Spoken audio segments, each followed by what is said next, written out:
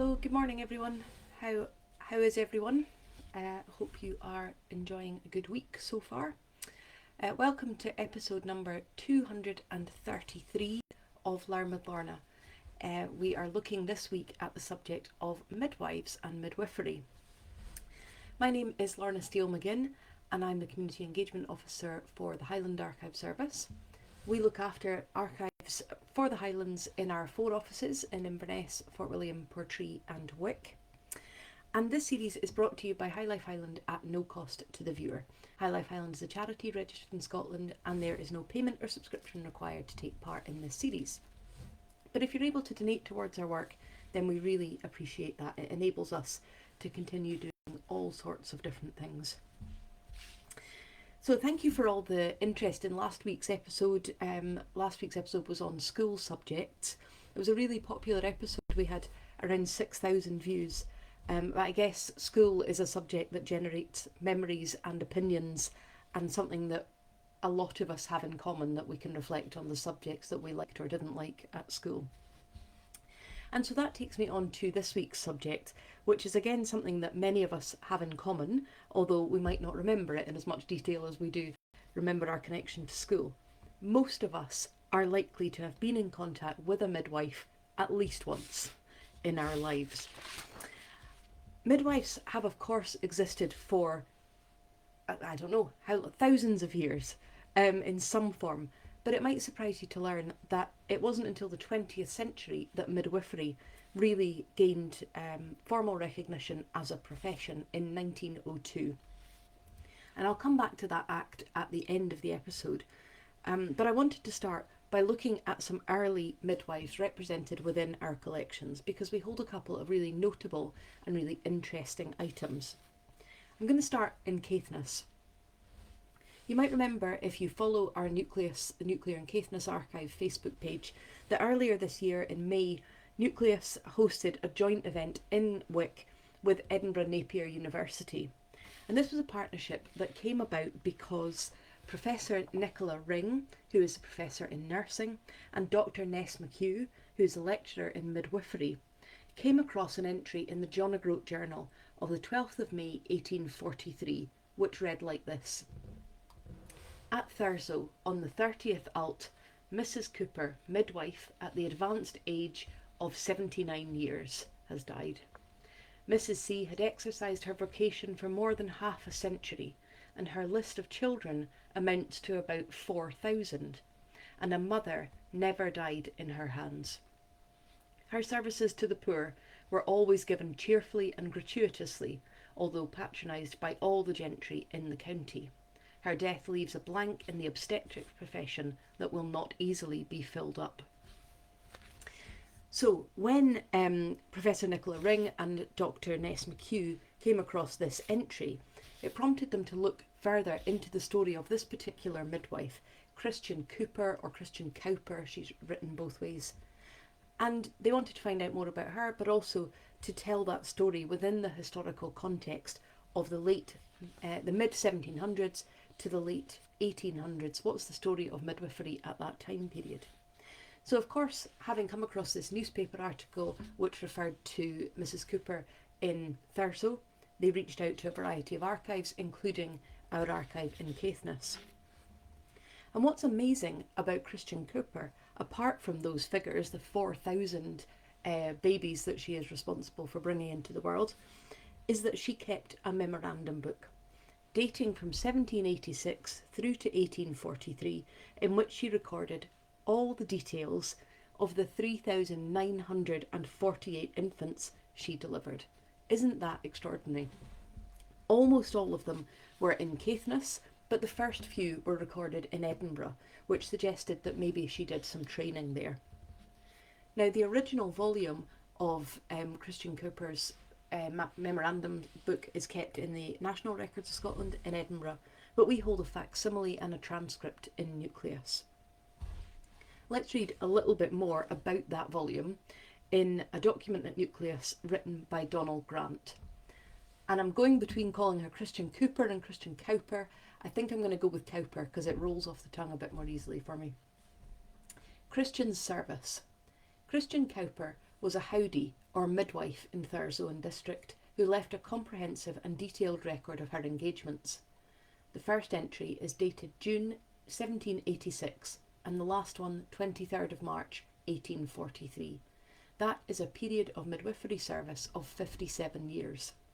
In that time, she helped to bring 2,051 boys and 1,897 girls into the world, a remarkable total of 3,948 children. There were many instances of twins, but only one of triplets, when on the 3rd of October 1788, 3 boys were born to Mrs. Murray in North Calder. Usually, the father's occupation was entered, except for the top layer of local society, where she managed in her own way to indicate the father's social status. For the lowest layer, she had little respect, and when the mother was unmarried, that was stated only too clearly. She had a special vocabulary for those unfortunates. Where a nickname was known, she inserted it. We read of Betty Swanson, alias Gutterrag, Kitty Mackay, alias Humpet Kitty, and of Mrs. Doole, alias Dryhill. An entry dated 6th of September 1820 tells us simply, to a tinker, a boy. Another, of the 16th of September 1799, announces the birth of a boy to Mr. Macquarie, play actor. I wonder what he and his wife were doing in Thurso. It is very unlikely that Christian was the only Howdy in Thurso, but with a yearly average of 69 children over a period of 57 years, she evidently had her full share of deliveries. I just find that completely remarkable, that not only that she was responsible for bringing so many lives into the world, but also that she recorded them in such detail, and that volume survives. Now, in planning for the joint midwifery event that we held at Caithness with Edinburgh Napier University, our family historian Anne started to look into Christian Cowper's family, but also started to look at other midwives in Caithness's past.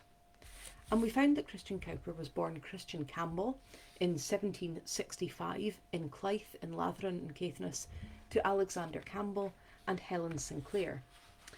On the 1st of November 1783 she married Robert Cowper in Thurso, and as well as delivering nearly 4,000 babies, she also had 11 children of her own from 1784 to 1804.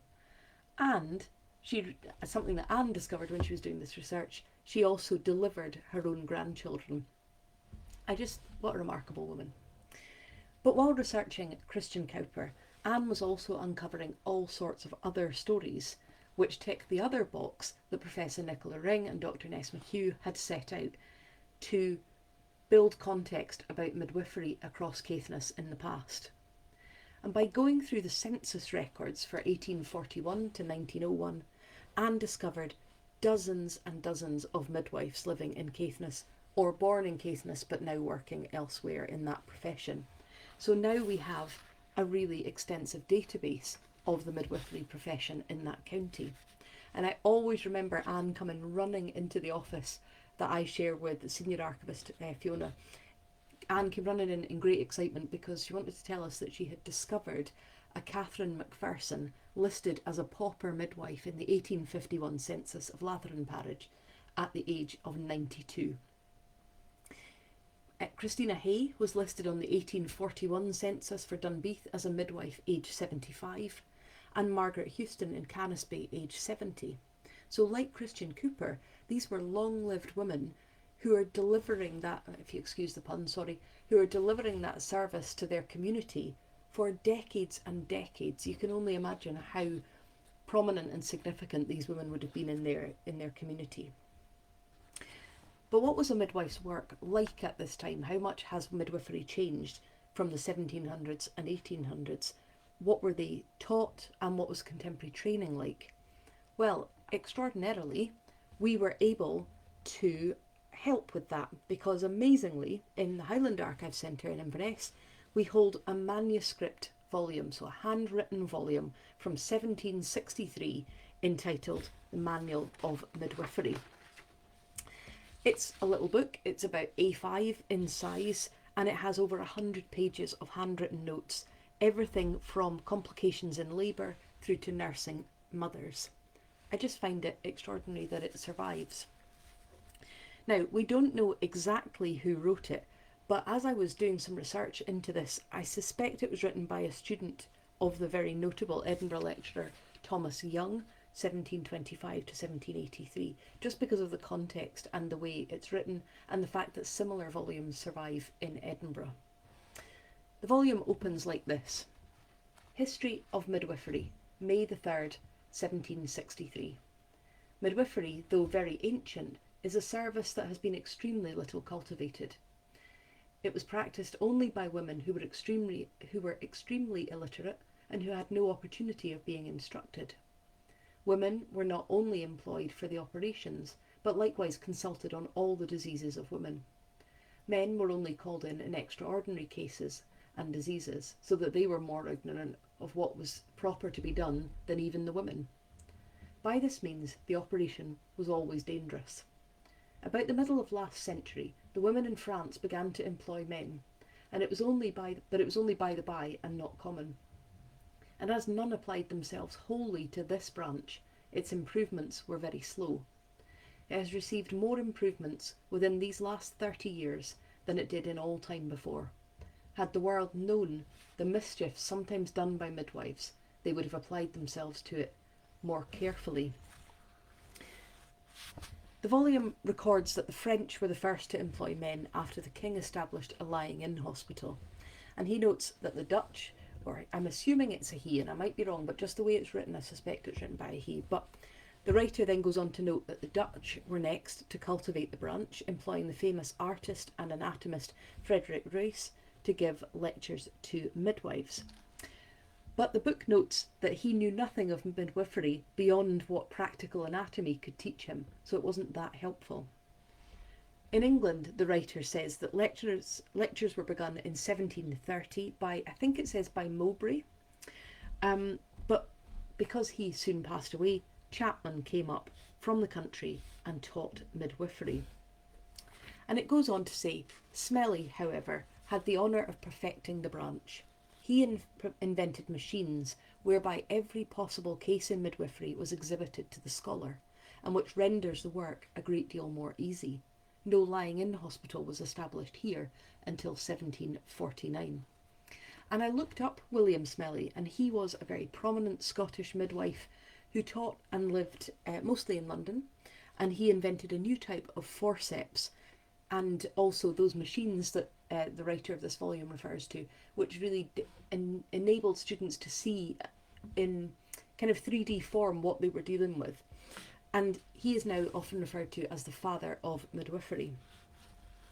The book then goes on to detail all other prominent works written on the subject of midwifery up until that point in the 1760s, noting the strengths and the weaknesses of each individual writer in the writer's opinion. So, for instance, he says, in Suso's book there are some good enough observations, but as most of it is an extract from Morisot, they do not entitle it to have been made into a book. But this is my favourite comment. Dr. Astor wrote 4 volumes on the diseases of women. In the first volume, he gives something of the structure of the womb, but he is so very tedious that few have the patience to go through with him, and it is surprising that a man of his ability and reputation should have admitted so many trifling things into his book. It's like, you're very clever, but you're also very boring. Mr. Chapman's treatise, on the other hand, is referred to as very good. Next, this little volume of the Manual of Midwifery goes into anatomical detail about the body parts. It has sections entitled Of the Pelvis, including the words, the pelvises of women are not according to their forms. The best made women have oftentimes very bad pelvises. Another section is entitled The Parts of Generation, and that goes into some detail about reproductive body parts and about some of the differences between women who've borne children and those who haven't. It notes that the pelvic floor of women who have had children never fully contracts to the same size as formerly, which I think is the reason that many of my friends will no longer go on trampolines. Now, I don't know enough about modern midwifery to know how much of what is written in this volume remains current thinking or whether it's been superseded. I am woefully unaware of how many bones are in the pelvis. He writes, or the writer says, 8. I don't know exactly how far the ovaries are from the womb. This volume says 2 inches. But what I do find interesting is to note throughout that the volume has an awareness of changing knowledge and the variations in thought. So, for instance, the writer says, the ovaries are absolutely necessary for conception. Anatomists disagree concerning the structure of these organs. So he's noting that what they don't know as well as what they do know. In another great example, we find out that laws, the writer references laws being passed to not consider a child illegitimate born within 12 months of the husband's absence. Because although they know how long gestation takes, they know it's 9 months gestation, he says in the volume that we don't know how long the process of conception takes.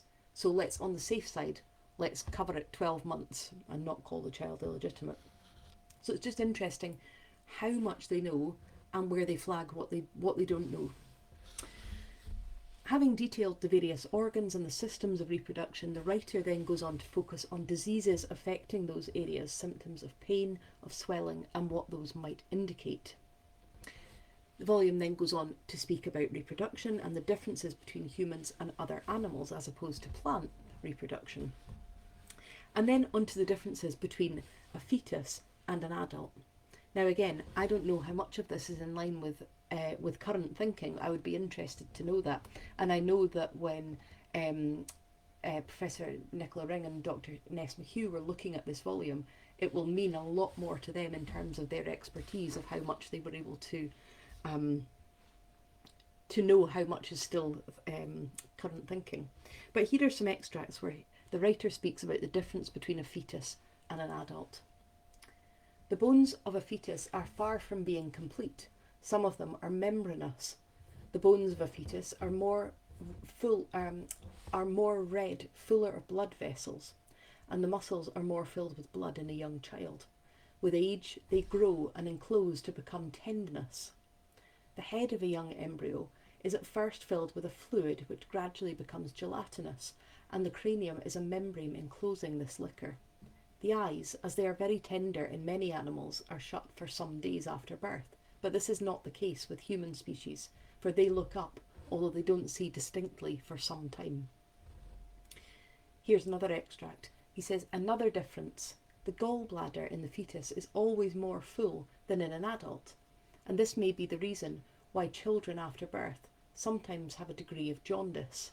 The kidneys of a fetus are always larger in proportion to what they are in an adult. This is the case likewise in young animals of all kinds. After looking in detail at the changes that the body goes through during pregnancy, references to swollen limbs, to sickness, to cramps, to convulsions and different things, and the ways in which the fetus is nourished, the writer then goes on to look at the symptoms of a woman being with child. Refers to changes in the menstrual cycle, although it says this is not always to be relied upon, but also this extract. The next symptom is vomiting after taking victuals. This appears variously in various women, and another symptom is a longing for unusual things. The next symptom is a swelling of the belly. This happens at around the 3rd month, and it is very surprising. All of these symptoms must be taken together. Another symptom is the motion of the child. This happens on around the 4th or 5th month. And this is going to sound really silly, but it was amazing to me how much of it seemed very relevant and very current. I mean, of course it is, because it's a natural process which doesn't really change. But it's just funny to see them referencing the longing for strange food and the morning sickness and so on. The volume also talks about how to tell if somebody's pregnant, how to feel and where to press their stomach, how to feel for a child within the womb. And I have to say, although I will keep saying I don't know how much of this is still current, I would say that in the modern era, the next sentence is probably a bit questionable. The writer says, whenever you see a big-bellied woman with hale and hearty looks, you may be pretty sure she is with child. I would just like to say, please don't commit to that, because I think that could be a dangerous policy. The volume includes advice for a healthy pregnancy, as far as that can ever be within the control of the mother. It says, regimen. The regimen of pregnant women is now very simple. It should be little different from her former method. The food should be more simple, more of the vegetable kind, and of less quantity. The exercise, though constant, should be moderate. Her lacing should not be too tight, otherwise they will distort the under part of the belly. They should abstain as much as possible from all disagreeable objects. There's advice about what to do in the case of false labour pains, including taking chamomile tea, rhubarb, and laudanum. Again, some things I know we don't recommend anymore.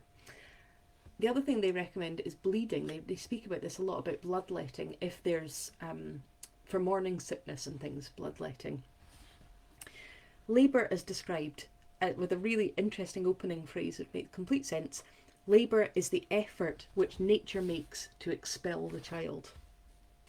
The process of natural labour is described in the volume, followed by examples of laborious births and the possible causes for these, advice and procedures to follow in the case of twins or in the case of particularly difficult or traumatic births and breech births. There's a huge amount of detail in here about possible outcomes and possible scenarios, but I'm not going to go into any of that because I'm very conscious that I don't know the experiences of those people watching, and I wouldn't want to focus on that and cause any distress. But it was interesting to read the writer's thoughts about performing caesarean sections, noting that some surgeons are not comfortable performing the operation, but really interestingly, in 1763, the writer says that caesarean sections were much more common 20 years previously than at the time of writing, when some women underwent the same operations successfully 5 or 6 times. Care of the mother after delivery is described next, with a focus on keeping her warm and on a low diet. The writer notes that the earlier practice of keeping a high temperature to make the woman sweat for 8 to 10 days after labour is no longer thought necessary. What a thought. The volume then focuses on diseases and problems that might affect the woman after pregnancy or after labour, including fevers, problems with breastfeeding, mastitis. Apparently a previous solution to problems with breastfeeding was to apply rabbit skins to the breasts immediately after labour. So there you go. But also how to care for that newborn infant. And the section on new babies opens with this. We shall first take notice of the changes children undergo at birth. Scarcely any animal is so helpless as a man when he comes into the world. The child undergoes very considerable changes after birth. It was before surrounded by water, now by air. The lungs were formerly contracted and are now distended with air. It advises how to scrub clean a newly born child, and advises keeping the newborn baby warm, especially the head, because it notes that it may get a disease called the snifflers, which I'm assuming is just a cold, which I rather like, and I might start saying that. It says that the child should be given milk directly. But I was interested in the next bit, which is how to select a good wet nurse. This is what it says about selecting a wet nurse. She must be neither too young nor too old. The common time is from 23 to 28. There are, however, a great scarcity of these. We never take them after they are very old because the milk is poor. A nurse must have all the marks of a good mouth and good health. Red hair is a worse sign in a nurse than brown, as is very fair hair. A good disposition is very necessary, as passions much disturb the mind. There's advice on what to feed the wet nurse, as well as what to feed the baby and how to wean the baby. He notes that children agree well with spirits, which I think again is questionable advice now. There's advice on inoculation, particularly on inoculating against smallpox, and information on the diseases of children such as jaundice, thrush in the mouth, umbilical hernias, and the issues surrounding teething. So as you can see, it's a really full look, over 100 pages, all handwritten at obstetrics as seen in 1763, reflecting backwards and looking at what might come. And teaching like these remained very, very common for years, and a lot of it is still relevant today. But I started at the very beginning by noting that we have had midwives and people assisting at births for as long as we have had births, but that it was only in 1902 that midwifery gained professional recognition. And so I wanted to end this episode by sharing a blog published by the Royal College of Midwives in 2022. I keep saying the things that I don't know, so it feels right to highlight those who do know what they're talking about. And this blog was written by Fiona Gibb, who is the Royal College of Midwives Head of Education, written in 2022 to mark the 120th anniversary of the Act. And she writes, 31st of July 2022 marks the 120th anniversary of the 1902 Midwives Act. The Act has been credited as the first formal recognition and development of professional midwifery. Of course, midwifery is one of the world's oldest professions, long practiced before the creation of an Act. But before 1902, midwifery care was usually provided by uneducated midwives, or nurses who had practical experience, or women who had given birth themselves and the experience of helping others. The 1902 landmark led to the creation of the Central Midwives Board and regulated midwifery practice and formalised education in England and Wales, later followed by the 1915 Midwives Act Scotland and the 1918 Midwives Act Ireland. The creation of the Act was not without its challenges. There were concerns from the medical establishment that this may lead to professional status and capacity of ill-qualified women, and that formal recognition of midwifery education and regulation would give midwives medical status and competition for the medical men. Interestingly, definitions of birth were discussed at the creation of the Act. There were disagreements about midwives attending natural births but not abnormal births, and difficulties in agreeing on what was natural, a topic that has continued to this day and is the focus of the Rebirth Project. The 1902 Act secured the certificated protection of the title midwife, and after its implementation in 1905, no woman could call themselves a midwife unless certified. Yes, the Act assumed that only a woman could act as a certified midwife, which was eventually removed by the Sex Discrimination Order 1983, which allowed men to practice as midwives under certain conditions. Although the 1902 Act established the legal standing of midwives alongside medical professionals, some historians argue that it was the later 1936 Midwives Act that secured the professional recognition of midwives and improved maternity services.